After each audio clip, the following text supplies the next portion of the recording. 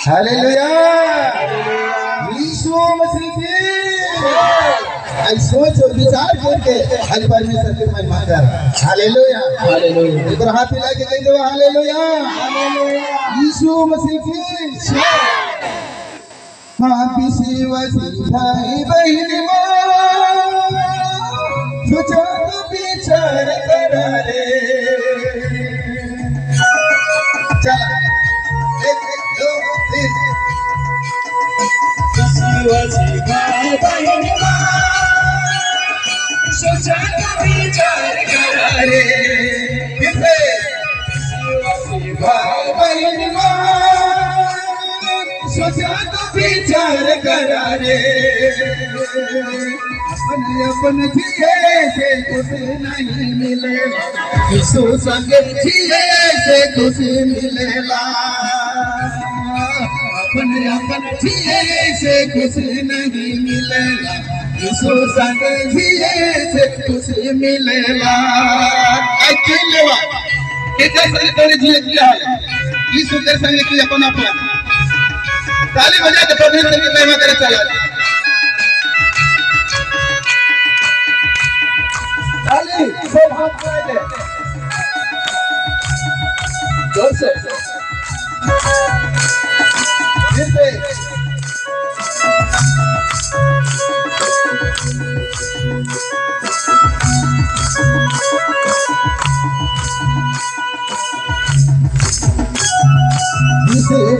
भाई बहन सोचा तो विचार करा रे भाई बहन सोचा तो विचार करा रे अपने अपने जिए से कुछ नहीं मिलेगा यीशु संग जिए से कुछ मिलेगा अपने अपने जिए से कुछ नहीं मिलेगा यीशु संग जिए से कुछ मिलेगा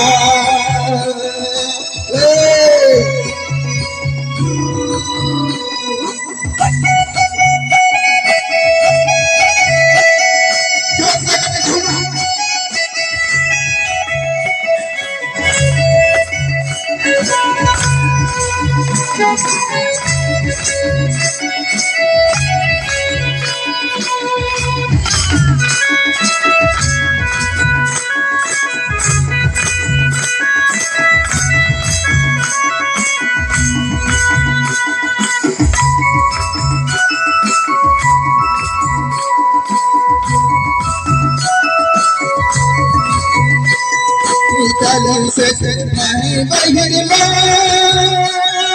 सोचा तो विचार करा रे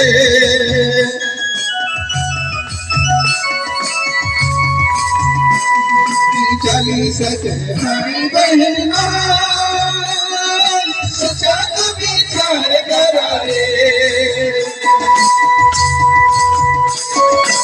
अपने अपने जिए से कुछ नहीं मिलेगा यीशु संग जिए से कुछ मिलेगा अपने अपने जिए से कुछ नहीं मिलेगा यीशु संग जिए से कुछ मिलेगा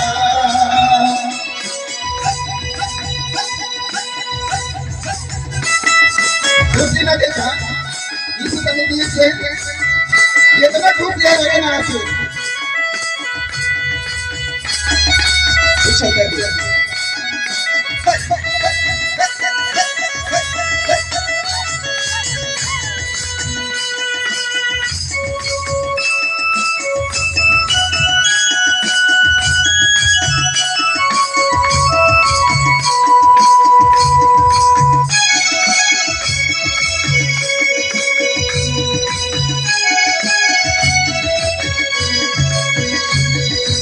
उधर पावन भाई बहन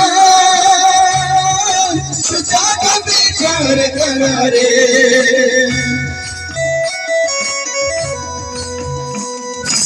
उधर पावन भाई बहन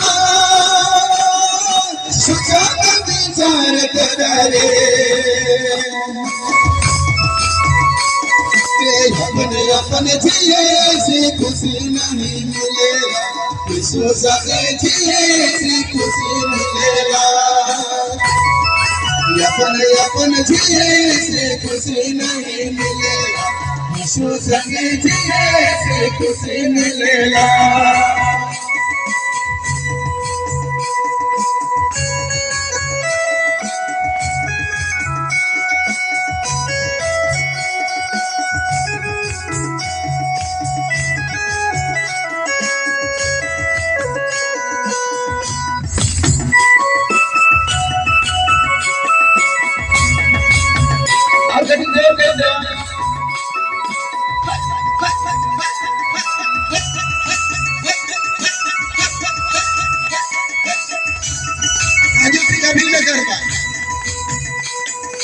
चले